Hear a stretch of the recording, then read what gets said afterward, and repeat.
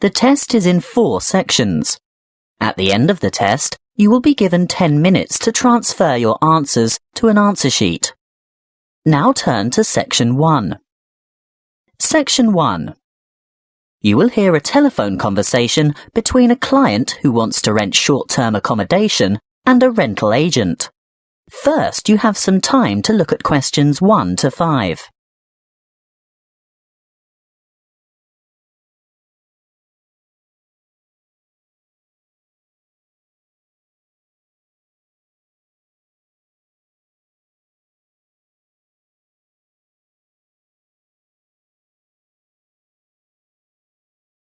Now we shall begin. You should answer the questions as you listen, because you will not hear the recording a second time. Listen carefully and answer questions 1 to 5. Good morning. Ace Accommodation. How can I help you? Good morning. I'd like to organise some short-stay accommodation on the Gold Coast, please. Certainly. Who am I speaking to? Miss McKinley. Sylvia McKinley. Could you spell your family name for me, please? It's M-A-C-K-I-N-L-A-Y. Thank you. And your first name is Sylvia? Yes. Is that with an I or a Y? A Y, the old-fashioned way. That's S-Y-L-V-I-A. Thank you, Miss McKinley. Now, just for our records, can you tell me what country you live in? Of course. It's England, actually. I thought so. Now, when are you coming? Well, at the moment, we're planning on arriving on July the 26th. Oh, the 25th. That's the last day of the public holiday, and it might be difficult to find something available on that date. No, we're coming on the 26th of July. Oh, well, that's fine then. We'll have lots of good places vacant by then, although you wouldn't be able to move in until late afternoon, because our cleaning crew will need time to get everything ready for you. That suits us. Our flight won't get in until early evening anyway. How many of you will there be? Just my sister and myself. And how long do you intend to stay? Oh, only a couple of weeks. We'd like to stay longer, but we'll have to get back to work. So, you're not coming on business then? No, it's just a holiday. Why, what difference does that make? Oh, you'd be surprised. Business people have different needs. You know, wireless internet, even fax machines and photocopiers. No, we won't need any of that stuff. We'll be coming to relax and get away from all that kind of thing. Before you hear the rest of the conversation, you have some time to look at questions 6 to 10.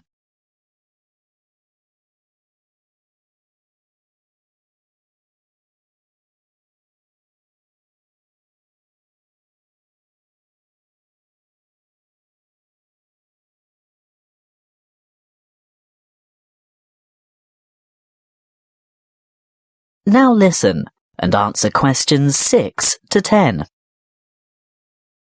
Good. Now, what exactly are you looking for? A house, a duplex, or an apartment? What's a duplex? Oh, that's what you might call a townhouse or a unit. You know, 2 houses semi-detached on the same property. Oh, I see. I think an apartment will suit us just fine. And how many bedrooms? 2. 1 or 2, it depends on the size. My sister and I don't mind sharing if it's a decent-sized bedroom with 2 beds. Well, that makes it easier. And car parking? Will you require a lock-up garage? They're a little harder to find with an apartment. We'll have a hire car, and as far as I know, there are no regulations concerning car parking. I think as long as it's not parked on the street and it's secure, there shouldn't be any problems. Okay. Now, I'm assuming you want something by the beach. Yes, that's the idea.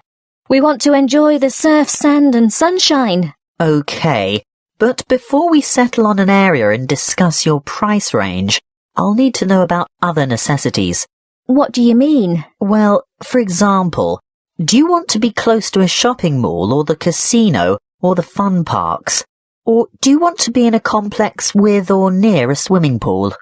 No, none of that really matters to us. But we'd like to have reasonable access to the motorway so that we can drive up to Brisbane to visit friends there. Well, there are quite a few lovely small towns to choose from. There's Main Beach, which is north of Surfer's Paradise, or Mermaid Waters, which is a bit further south, or Palm Beach, which is quite a bit further south. Mermaid Waters sounds delightful. Is it close to the motorway? Well, not really. The M1 is actually closest to Palm Beach, and prices are likely to be more reasonable there too. That's settled then. Palm Beach it is. Now, if you'll just give me your email address, I can send you information about the town and lots of photos. Well, my email is smac13@hotmail.com. And one final thing. How much are you looking to spend per week on accommodation? Do you want something at the luxury end of the market? You know, newly redecorated, great views, all the mod cons? Not necessarily. Could we get something clean, comfortable and reasonable for $1,200 a week? Could you stretch that to $1,500 a week? I've got a property in mind that you'll absolutely love, but you'd have to go to $1,500. $1,200 wouldn't cover it. All right then, but that's our top limit. Good. I'll get onto this straight away, and there should be something in your inbox shortly. That is the end of section 1. You now have half a minute to check your answers.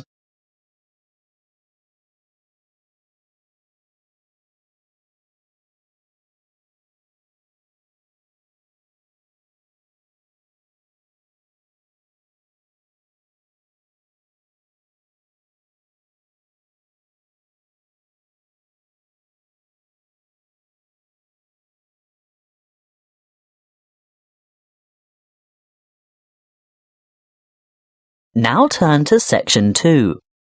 Section 2. You will hear a member of the Active Outdoor Club talking to a group of interested potential members. First, you have some time to look at questions 11 to 14.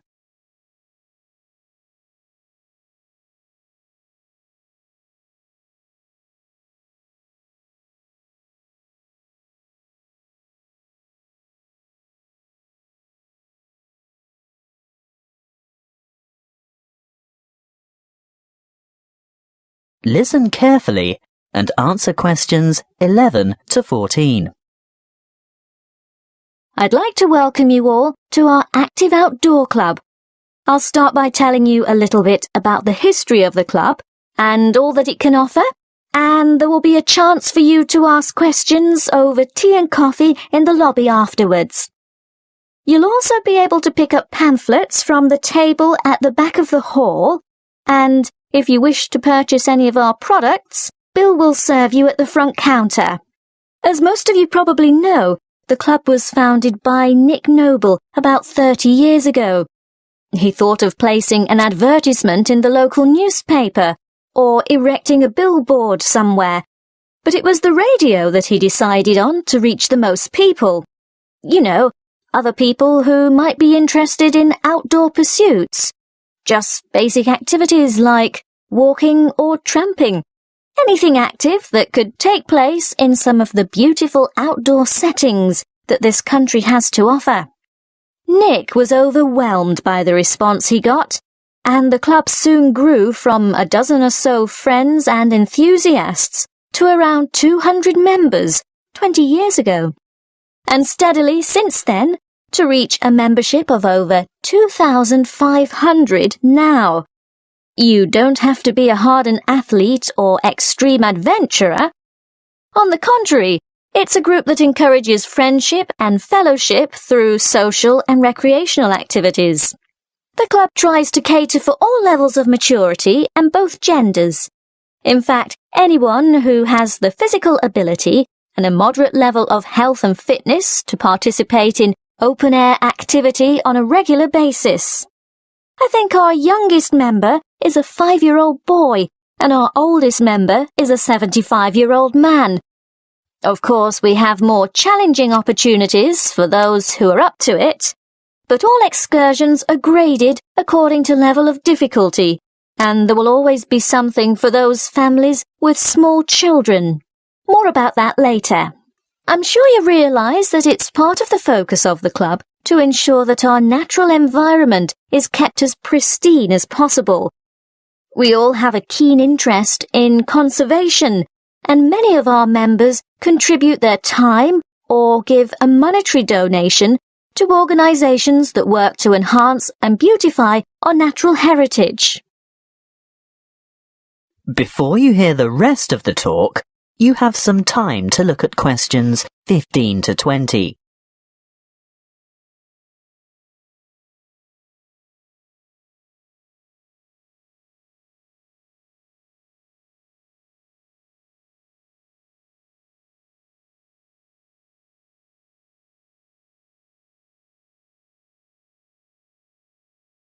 Now listen and answer questions 15 to 20. OK, now going back to the grades of activity, first of all, tramping.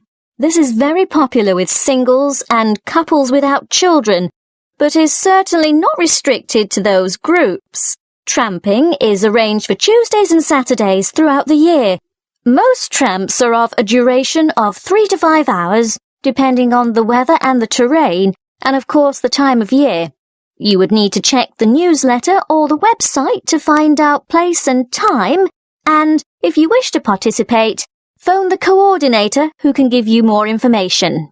I'll move on now to walking, which is very popular with families, but open to everyone.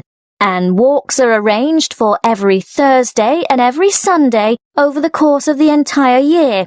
Walks last no more than 3 hours, although the Thursday walks might be shorter. And again, you would have to check the newsletter for details of the time and area to meet and get in touch with the walking organiser to confirm your participation. Now, the Wanderers are what you might call a subgroup of the Active Outdoor Club.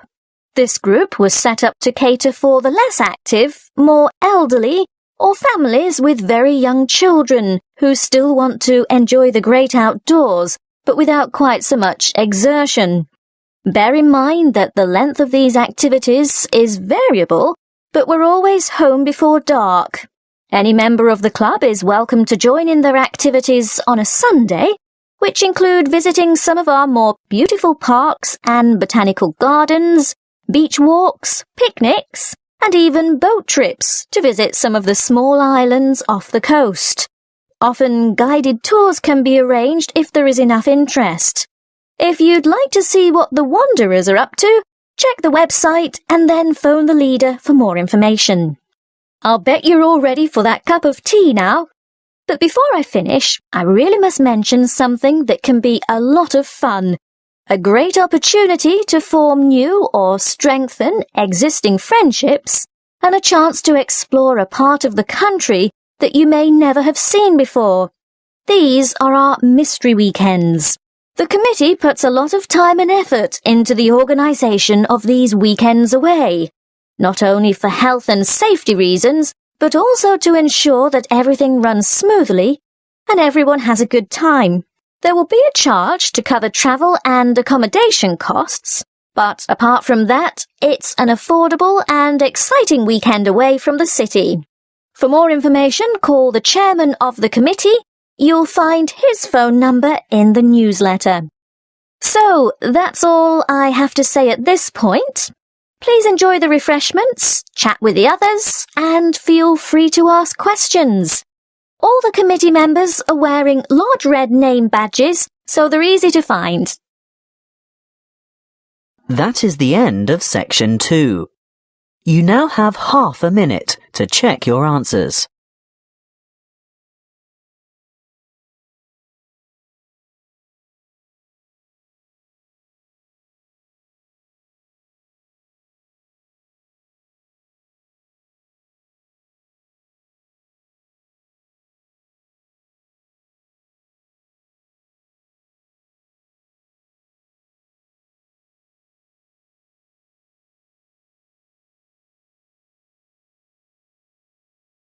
Now turn to Section 3.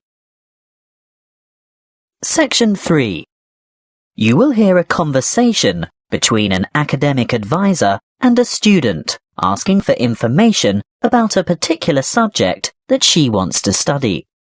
First, you have some time to look at questions 21 to 26.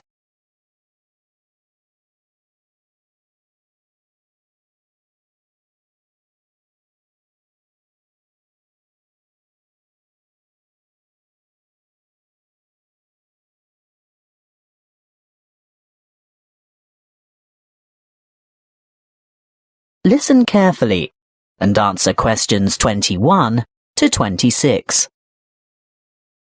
Come in and take a seat. Thank you. Now, you've made an appointment to see me with regard to one of the papers you want to enroll next semester. Yes, that's right. It's the Globalization and Educational Change paper, GEC 692. Ah, well, I know the one you mean, but all the code numbers are going to change next semester, so although the course name will stay the same, the code will be ED995. Not that you have to worry about that. But the content will be the same, right? Oh, yes, to a large extent.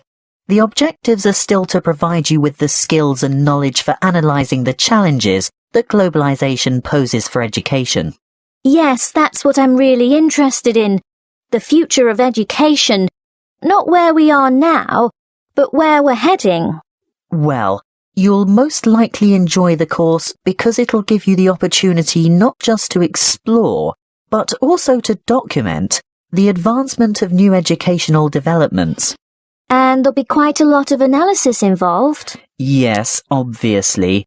But once you've examined how education has been affected by cultural values and socio-economic structures, you'll go on to debate the pros and cons of the restructuring of public education in view of rapid globalization. I see, but when you say public education, do you mean worldwide? No. That would be far too large an undertaking for just one paper. You'd probably choose to work with the education system within your own state or country. Sounds interesting, but isn't it a bit restrictive? Not at all.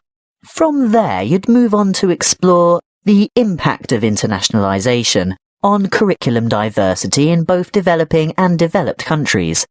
Have you had a chance to look at the assessment criteria yet? Actually, I have. And it makes me a bit nervous just thinking about it. Why's that?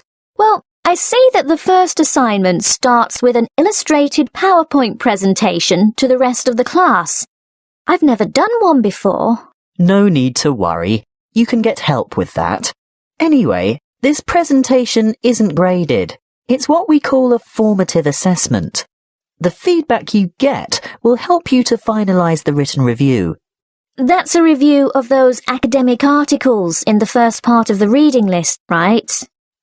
Yes, but you only have to choose 5 of them.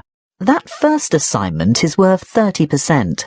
And the second assignment? There are 2 parts to that also, and both are graded. 20 marks will go towards your participation in a seminar, and then there's a 5,000-word essay, which will be graded out of 50. Thanks.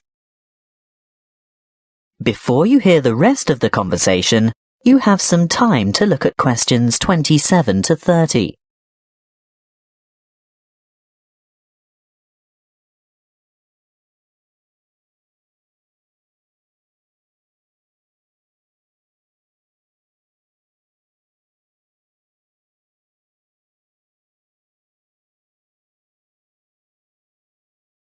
Now listen and answer questions 27 to 30. Is there anything else I can help you with? Yes. The reading list is quite long. Where do you think I should start?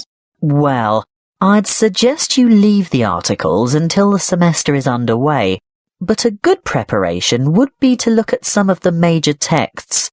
These ones here. In any particular order?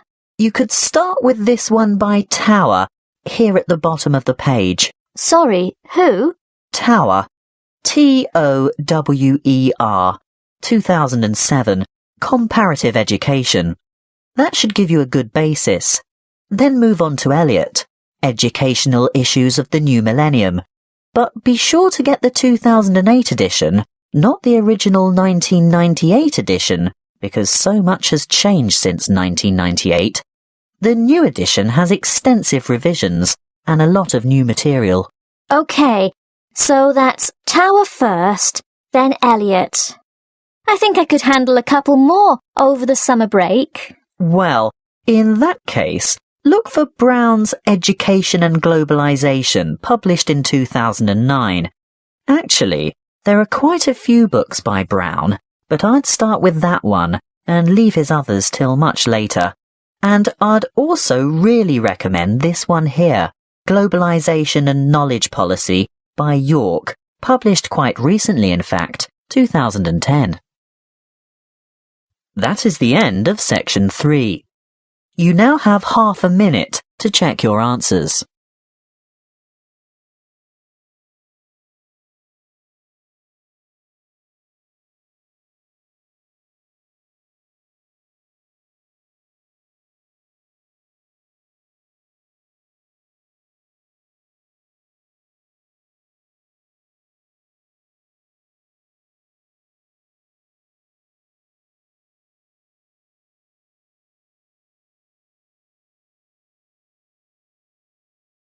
Now turn to section 4. Section 4. You will hear a lecture on immunity and immunization. First, you have some time to look at questions 31 to 40.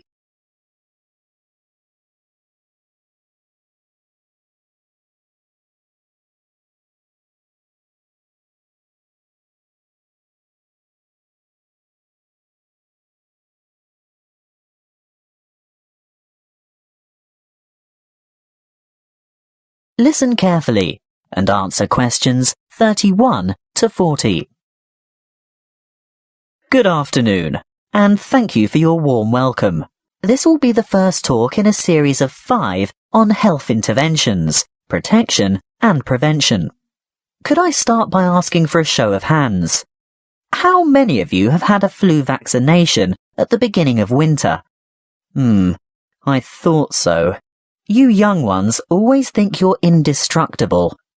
Well, as you are no doubt aware, disease-spreading germs or pathogens are everywhere.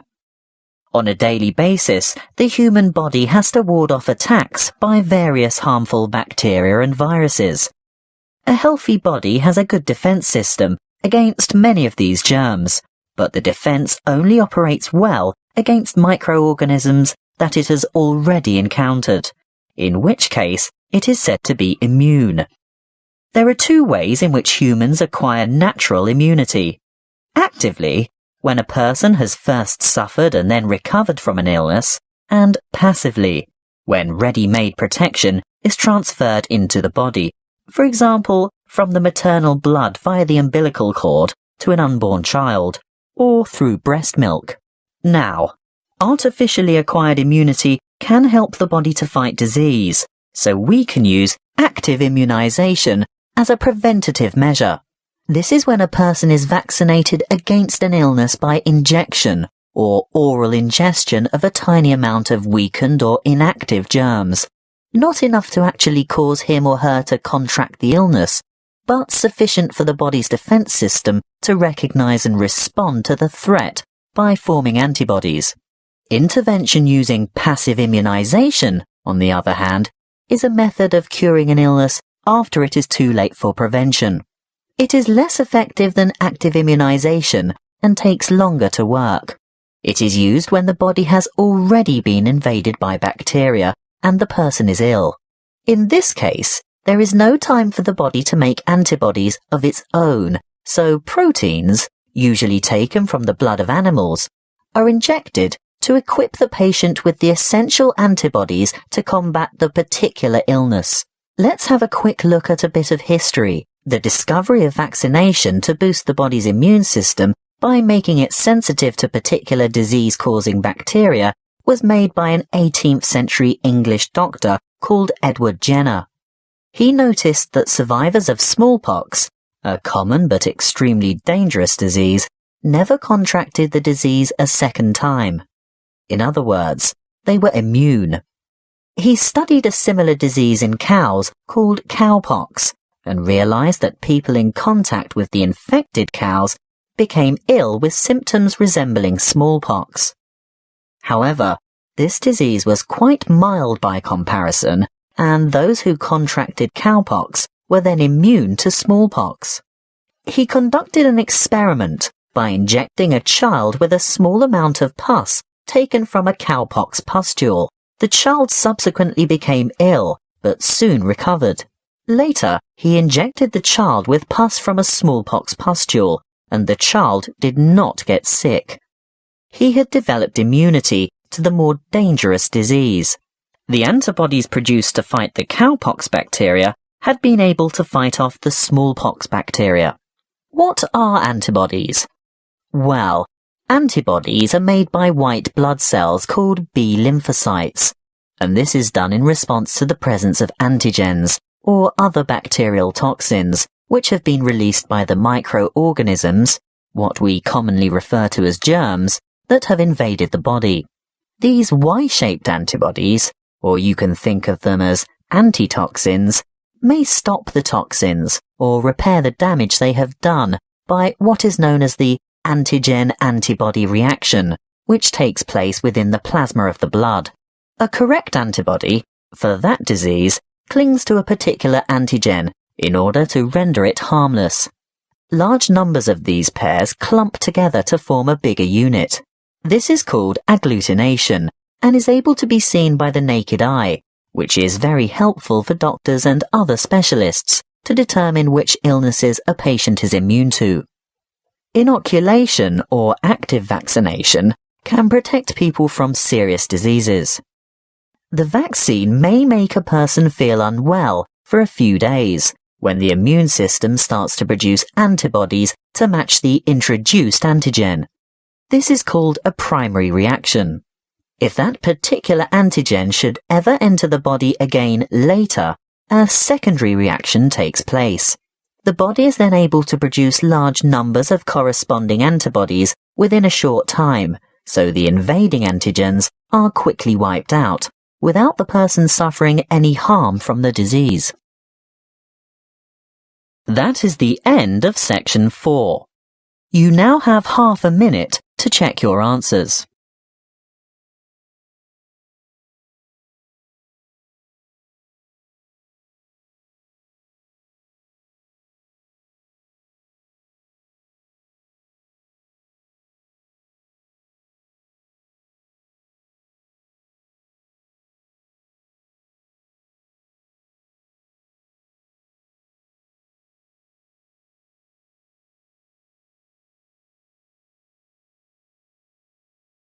That is the end of the listening test.